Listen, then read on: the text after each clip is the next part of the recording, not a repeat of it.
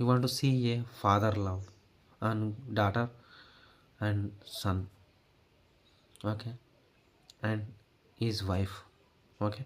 You want to see three types of love son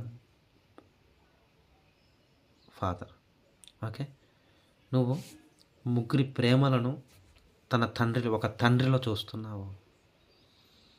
ఆ తండ్రి తన కూతురును బట్టి, తన యొక్క కొడుకును బట్టి, తన భార్యను బట్టి ఎలాంటి ప్రేమను చూపిస్తున్నాడు చూస్తున్నావా?